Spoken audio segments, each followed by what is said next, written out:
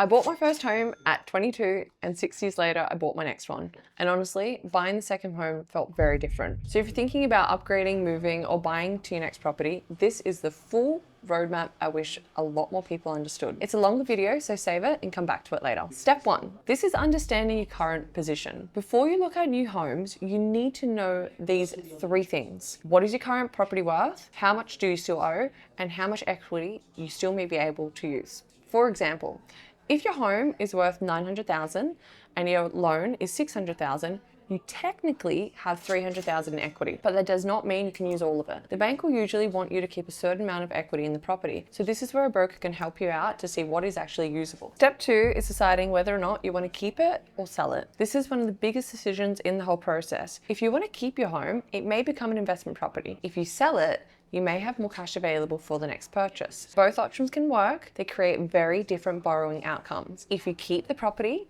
the bank will look at your existing loan, the potential rental income, your new loan, your overall cash flow. But if you sell, then timing becomes really important because you need to think about when the sale settles, when the new purchase settles, and whether or not you need temporary finance in between. This is where a lot of people make their first mistake. They assume my home has gone up in value, so I can definitely buy again. But the equity is only one part of the picture. The bank still needs to assess your income with your debts, your expenses, and whether or not you can afford new lending. Step 3 is speaking to your broker before you actually start seriously looking. Not after, but before you find your dream property. Your broker can help you understand where your borrowing capacity should be, whether you should sell first, whether you buy first, whether you can use equity, and what your payments will actually look like. You may also need a conveyancer or solicitor, especially if you're selling or buying at the same time. If you're keeping your first home as an investment, it may be worth speaking with an accountant because there can be tax implications around rental income, expenses, interest, and future capital gains. Step 4 is getting your finance strategy very clear. This may include evaluation of your current property, working out your usable equity, updating your pre-approval, estimating stamp duty costs and selling costs, and deciding how much cash you want to keep aside after the purchase. A simple roadmap looks like this. You check with your current position, decide whether you want to keep or sell, speak to your broker, speak to your conveyancer, get pre-approval ready, start looking,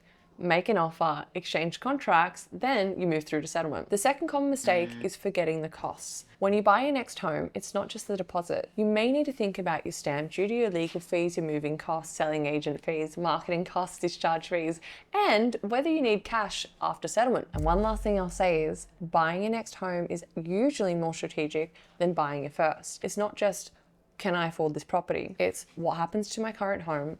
What happens to my cash flow? How much risk am I comfortable with? And does this decision still make sense in 5 years' time? So, if you're thinking about buying your next home, don't start with the next property. Start with a plan. Once you understand your numbers, your options, and your timing, the whole process becomes a lot less overwhelming.